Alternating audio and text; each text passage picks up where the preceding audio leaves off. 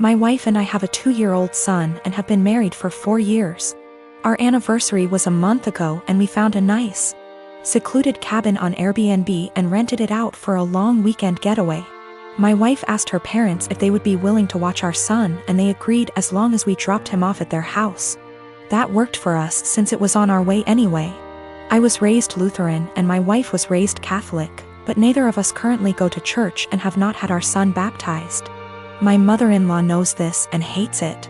She thinks our son needs to be baptized or he will burn in hell. She's that kind of Catholic. So we go on our trip, and when we pick up our son and ask how the weekend went, mother-in-law says everything went fine and that she has saved my son's soul from the devil. I ask her what she meant and she says she had our son baptized that morning at her church. I tried my best to keep my cool so I didn't scream at mother-in-law in front of my son, but I pretty much grabbed my son and left.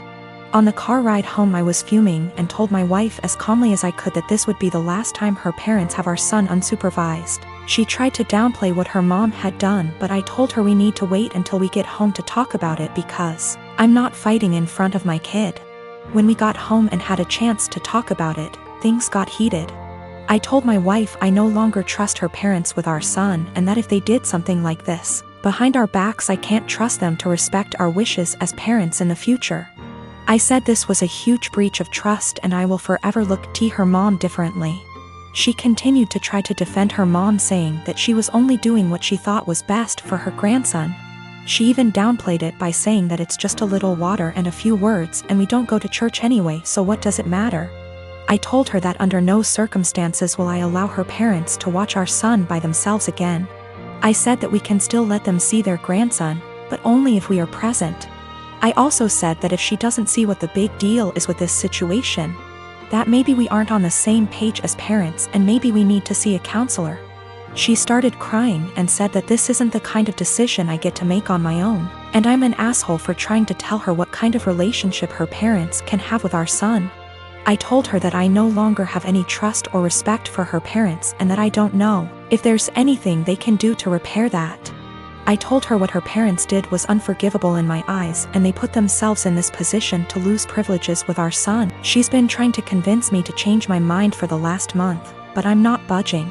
To me, this is a hill I'm willing to die on. My family is Indian American, but I like to think I am pretty progressive. I have a son and a daughter. My daughter has started to become a tomboy over the last 2 years, despises feminine clothing and style.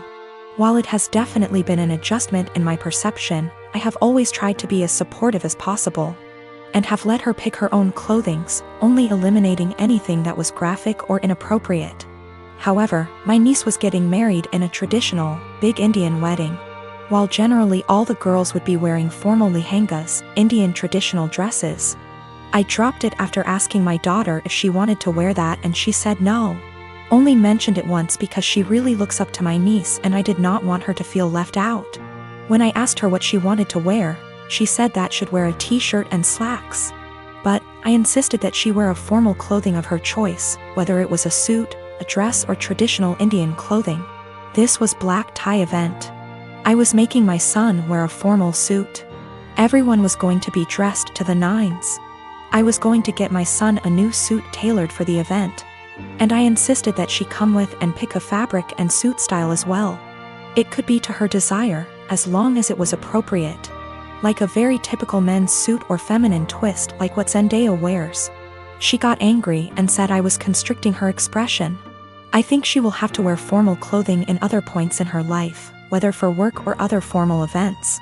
She can express herself however she wants, but dressing appropriately for the occasion is a necessary skill. The wedding has been postponed for now, but I still want her to wear a formal outfit and she is still mad at me about this. But I want to stress that I don't think my daughter is really the asshole, but she is the sweetest little girl in the world. She is usually very respectful, gets excellent grades and works really hard. I am very proud of her. I do not think my daughter is trans, but I think I have made it clear that it's okay if she or anyone else is. She also generally seems pretty happy with her body. She is actually really fashionable and doesn't really wear baggy clothing or anything, but is more into streetwear. She is the one who showed me who Zendaya is. I think she is at the stage in life where she knows everything, and her mom, knows nothing. She wants to rebel for something, but isn't really the type to rebel with something really bad, thank God. So she decided this is a justified area to rebel.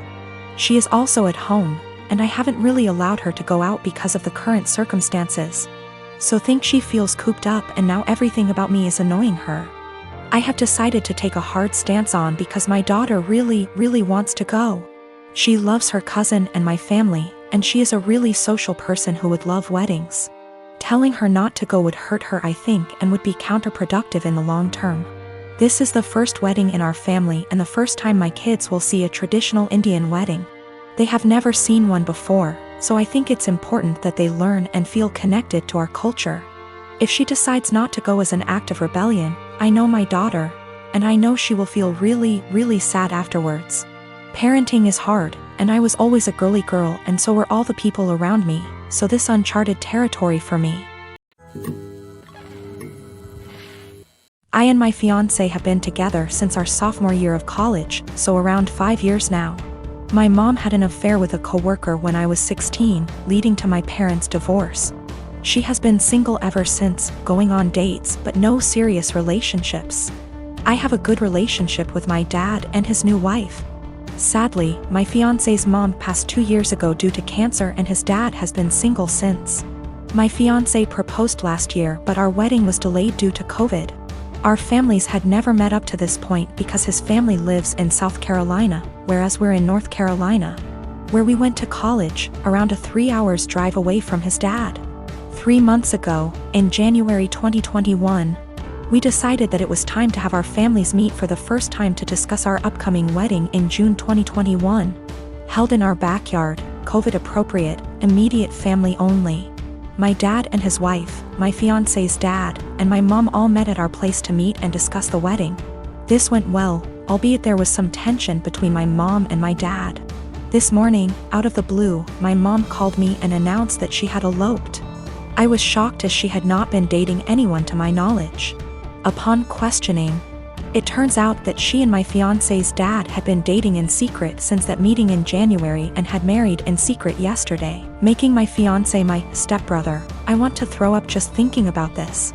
She said that I should now cancel my wedding because it would be inappropriate to marry my stepbrother. I'm absolutely horrified.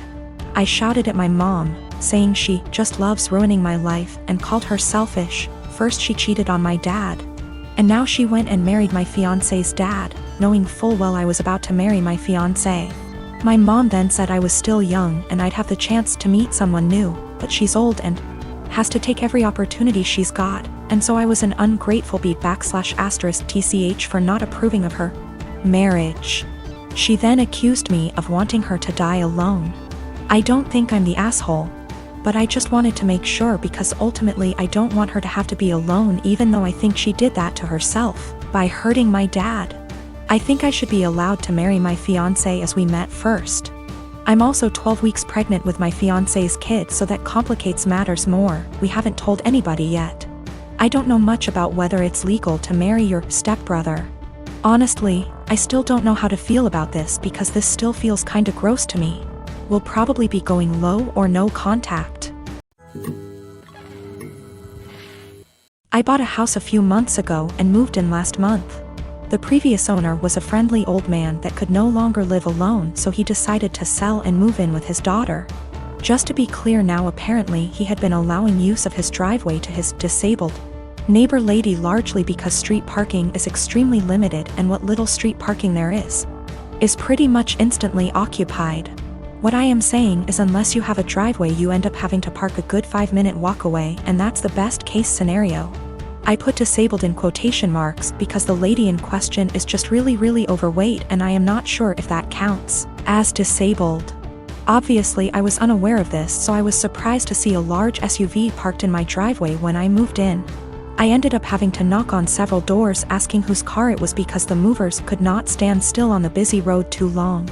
I figured out it was the neighbor's car, so after a good 10 minutes of knocking, an extremely angry enormous lady opened the door. I told her to move the car and she immediately started arguing that the neighbor said it was fine. I told her he moved out. I moved in and know it is not fine and to move it because the movers need to unload my stuff. She begrudgingly did. I ended up seeing her walking back half an hour later completely wet with sweat. Now a few days later I went back to work and lo and behold, the SUV is parked in my driveway again. I go over there again, spend 20 minutes knocking on the door before this lady opens the door, again, visibly angry. I tell her to move her car, my driveway is not public parking. She protests saying her ankles can't take walking the distance and claims I can easily walk. I tell her that while that might be true, it's my goddamn driveway and I want to park there myself. Again she moves her car, again I spot her half an hour later drenched in sweat making her way home. Well, it happened again a week ago and this time she would not open her door. I got tired of it and had her SUV towed. She of course came to my house to scream at me. I told her to get the hell off my property. A few days later I had a small fence installed with a lock on it to make sure it did not happen again. I have since been getting dirty looks from her and one other neighbor, and when I told my mom she told me I should be nicer to people. I do feel sort of bad too, she clearly struggles with the walk after all.